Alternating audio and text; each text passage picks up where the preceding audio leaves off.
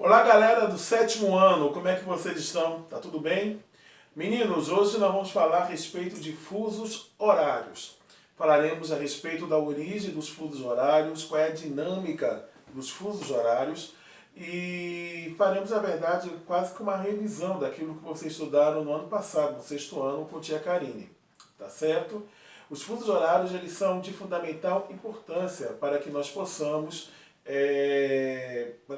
ter esse tipo de vida, esse estilo de vida, assumir os nossos compromissos, responder a esses compromissos com mais tranquilidade. Imagine só se não existisse horário para que pudesse ser feita a definição dos compromissos do indivíduo. Seria muito complicado imaginarmos a vida de hoje sem o estabelecimento das horas, sem o estabelecimento dos fusos horários. Vamos falar sobre esse assunto a partir deste momento. Então, vem comigo.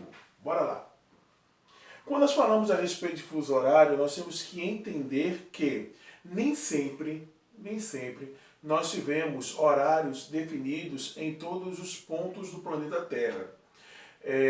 Até porque a forma como a sociedade ela se organizou, baseada em tempo, tendo todos os seus compromissos definidos através do tempo, é algo que é relativamente recente. Vocês vão ver com tia Maísa em História quando vocês estudarem Revolução Industrial. E aí vocês verão que a Revolução Industrial ela modificou não somente a forma do homem produzir as coisas, a forma do homem fabricar os produtos, mas também revolucionou a forma como ele interage com outros indivíduos, com outros seres humanos. Enfim, alterou completamente a forma do homem viver em sociedade. Isso porque a Revolução Industrial ela trouxe a noção do chamado, a relação, na verdade, entre a fabricação do produto e o fator tempo. Enquanto na época da produção manufatureira e na produção artesanal, o tempo era o que menos contava, o que mais importava era a produção, a fabricação do produto, não importasse quanto tempo fosse levar, na atividade industrial, na chamada maquinofatura, tempo ele realmente se constitui em dinheiro. Você agora produz em grande quantidade em um menor tempo possível, para que possa atender a chamada demanda. E a partir da atividade industrial, toda a nossa rotina, toda a forma como nós lidamos com a vida, como nós nos relacionamos com as outras pessoas, como exercemos nossas atividades econômicas, exercemos as nossas atividades familiares, etc., passaram a ser regidas e definidas pelo tempo. Por isso que surgiu a necessidade de estabelecer horas, não somente para aquele lugar, mas que as horas pudessem ser definidas em todos os pontos do planeta Terra. Na época da Antiguidade Oriental e Antiguidade Clássica, sétimo ano, não havia necessidade de você ter essa preocupação em relação às horas em todo o planeta, até porque as pessoas não viajavam tanto assim. Mas mesmo assim você tinha a necessidade de tentar compreender a noção do tempo. E aí os primeiros instrumentos que foram utilizados para medir o tempo foi justamente o chamado relógio do Sol. Então você tinha, na verdade, uma pedra em formato circular, e aí você tinha uma outra pedra em cima, em um formato triangular, e você ficava observando, através da sombra que o Sol fazia sobre essa pedra triangular, em cima da pedra redonda, você observava o movimento aparente do Sol, alterando o formato dessa sombra. E aí você fazia o cálculo através de graus para poder definir que hora do dia era aproximadamente. O tempo também ele era muito importante, ele já era importante desde o início da história da humanidade, principalmente na época do Neolítico ou Idade da Pedra Polida, por causa das plantações, que estão diretamente relacionadas às estações do ano. Mas a partir do século XV, século XVI mais especificamente, com a era das grandes navegações, o ser humano ele passou a deixar de ficar circunscrito em um continente como o continente europeu e passou a ter contato com outros continentes da Terra, como por exemplo o continente americano. E aí veio o grande problema para os navegadores. Eles saíam do continente europeu com determinado tipo de hora, e aí depois que eles avançavam, atravessando o Oceano Atlântico, chegando no continente americano, era um outro horário. E eles tinham que, no caso, se readaptar a esse novo horário quando eles observavam o Sol que estava com um movimento diferente do que eles estavam habituados, tanto fisicamente falando, quanto em termos sociais, aquilo que eles tinham presenciado lá no continente europeu. Foi por isso que no século XIX, pode avançar, que no século XIX foi estabelecido por um engenheiro canadense, avança por favor, por um engenheiro canadense chamado, avança, Sandford Fleming, foi estabelecido o sistema de fusos horários. Então Fleming ele estabelece que através do sistema de meridianos teria condições de você determinar 24 fusos. E através desses 24 fusos que iriam corresponder a cada hora do período de 24 horas do dia. E isso seria adotado mundialmente cerca de pouquíssimos anos depois, em 1884. Ele fez o cálculo e definiu o fuso horário em 1878 e em 1884, numa conferência internacional do meridiano, ocorrido na cidade de Washington, nos Estados Unidos, é que ficou consagrado o sistema de fusos horários. Mas antes de falarmos a respeito do fuso horário propriamente dito, vale a pena ressaltar que o primeiro país no mundo a adotar o que nós chamamos de hora legal foi a Inglaterra. Eu quero, Mariana, que você volte um slide, isso mesmo. A Grã-Bretanha foi a primeira nação do mundo a adotar a chamada hora legal. Aí você pergunta, mas professor, o que é hora legal? Hora legal é o horário que é definido pelo governo, que passa a valer em todo o território do país ou em uma determinada parte do país.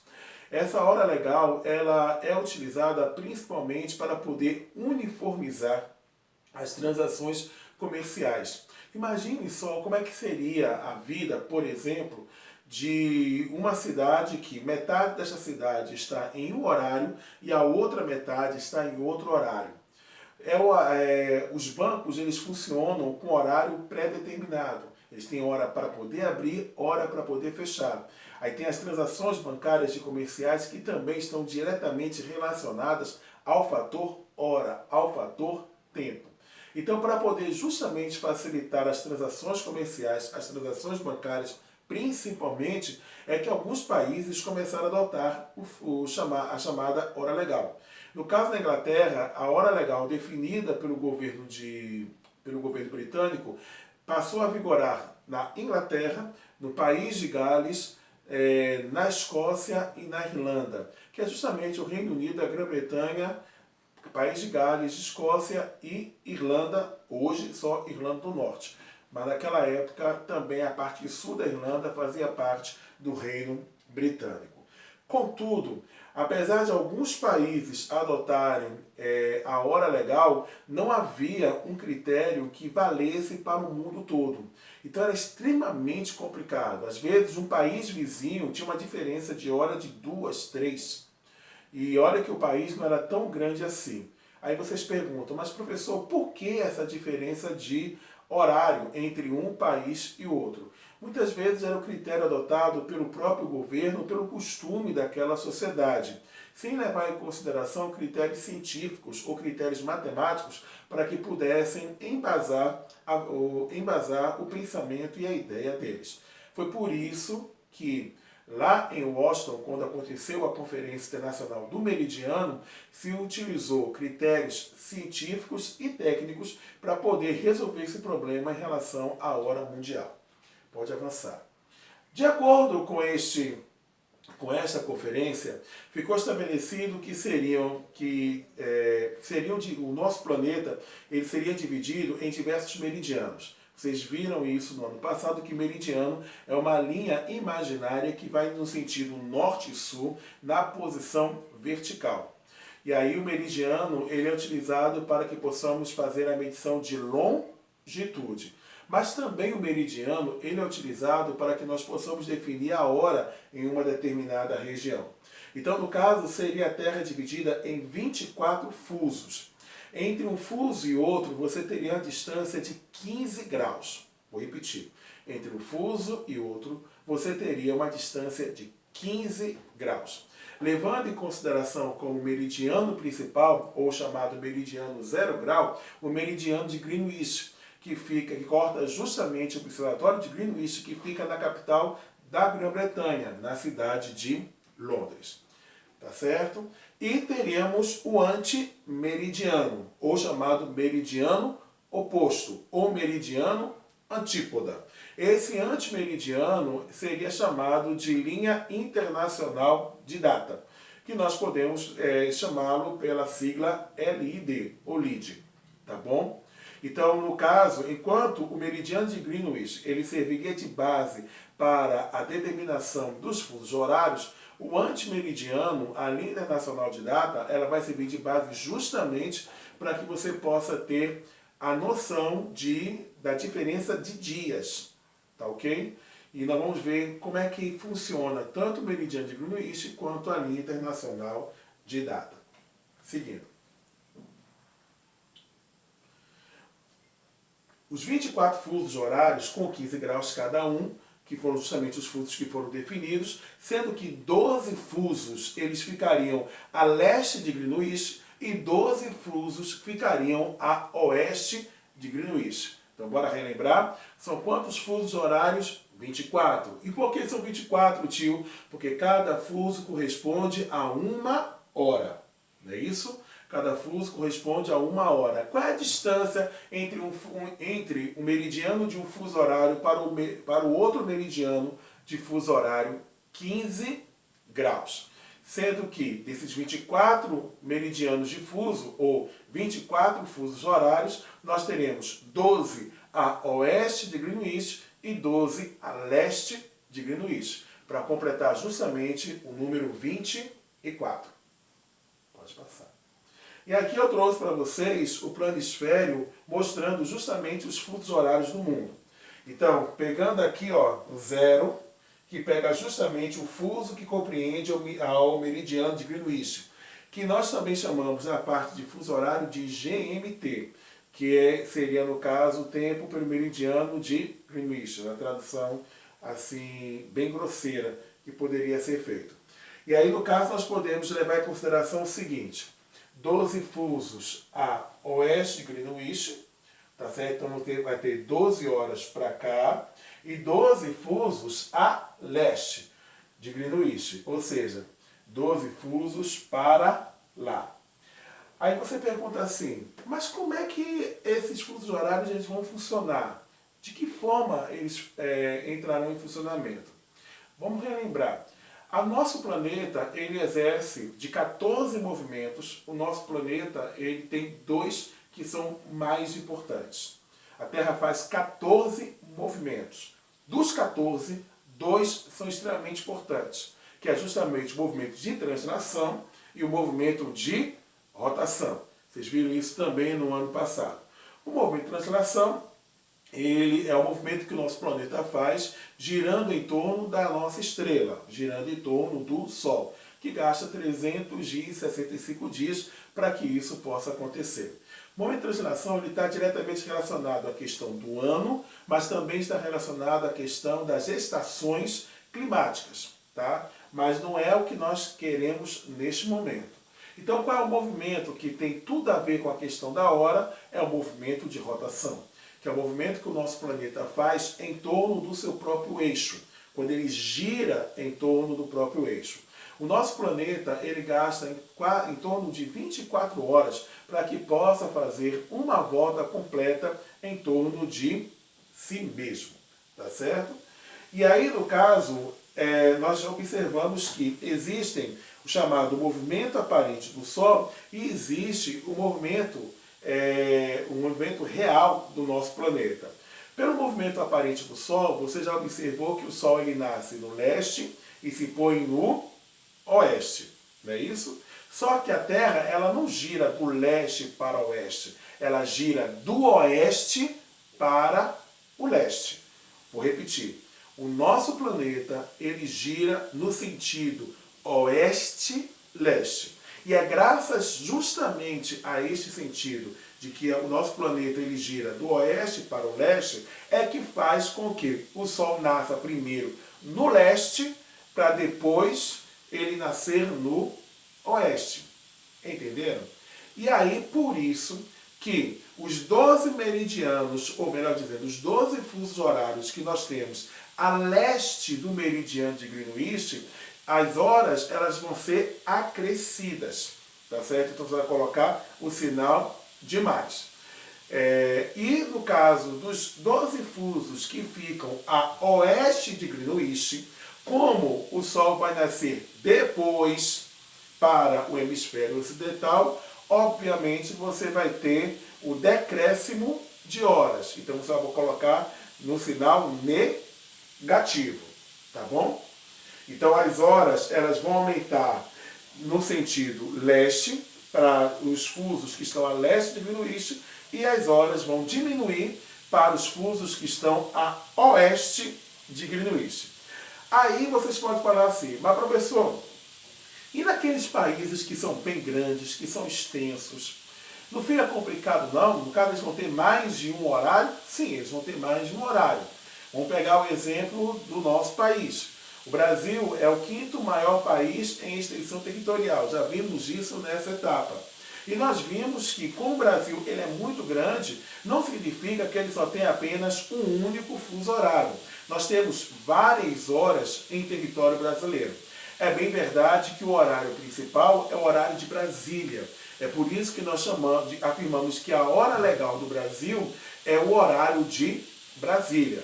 Só que nós temos as ilhas oceânicas que estão situadas a -2 em relação a Greenwich, -2 GMT. Brasília está a -3 GMT. Aí você pega, por exemplo, a cidade de Belém do Pará, você pega o estado do Pará, pega o estado do Amapá, o estado do Mato Grosso, ele já vai estar a -4 GMT. Parte do Amazonas também, -4 GMT. Roraima, -4 GMT. E lá no Acre, ele vai estar -5 GMT. Então nós temos 1, 2, 3, 4 fusos horários em território brasileiro. E a Rússia? A Rússia ela tem mais de 8 fusos horários, porque é o país mais extenso do mundo. Agora, algumas localidades elas já adotaram os chamados, alteraram os limites originais para poder adotar um chamado limite prático. Geralmente esse limite prático, meninos, ele obedece à fronteira de uma cidade ou do estado, para justamente evitar aquele problema que eu falei lá atrás, no início do nosso encontro, do nosso bate-papo, que é justamente a questão de você ter metade da cidade com uma hora e a outra metade na outra, tá certo?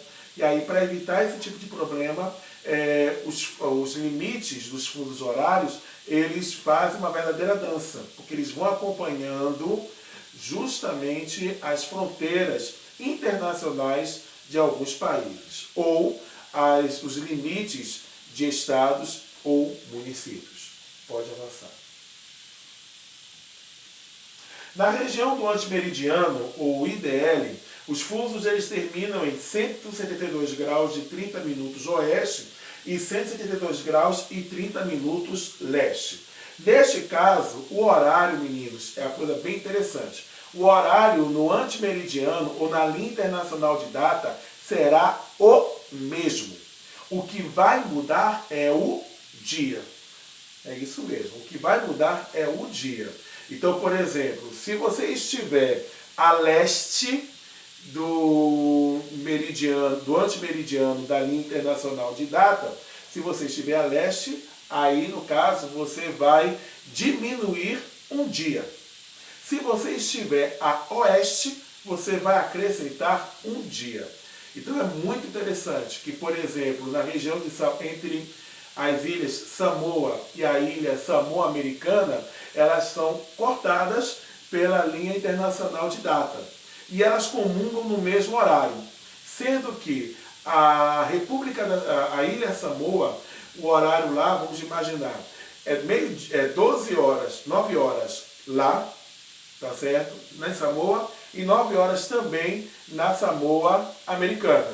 Só que na Samoa normal seria 9 horas de terça-feira, 9 horas da manhã de terça-feira, e na Samoa americana, Samoa normal, 9 da manhã de terça-feira, na Samoa americana seria 9 horas de quarta-feira. Então deu para poder compreender direitinho. É o mesmo horário, só que como o território desses países ele é atravessado pelo limite internacional de data, pelo LID, vai ser a mesma hora, só que em dias diferentes. Tá bom? Exemplo no mapa que eu vou colocar aqui para vocês. Tá vendo? Aqui você observa que é 12 horas e 12 horas também. Tá certo? Mais 12 e mais 12 também. A diferença é que desse lado de cá você vai mais 12. Você vai acrescentar um dia, do outro lado você vai reduzir um dia. Tá certo? Mas é a mesma hora. Meninos, com isso a gente encerra o assunto, essa parte do assunto, a aula de hoje, sobre fuso horário no mundo. Na próxima aula nós falaremos a respeito de fusos horários no Brasil. Então vamos ver quais são os fusos horários. Já dei até uma adiantada falando dos quantos fusos horários tem em território brasileiro. Mas nós estaremos estudando como é que se faz o cálculo de fuso horário. Qual é o horário? Se em Ilhéus são 10 horas da manhã, que horas serão, ou que horas são em Washington, nos Estados Unidos? Se é 10 horas da manhã em Ilhéus, qual vai ser o horário naquele momento na cidade de Londres?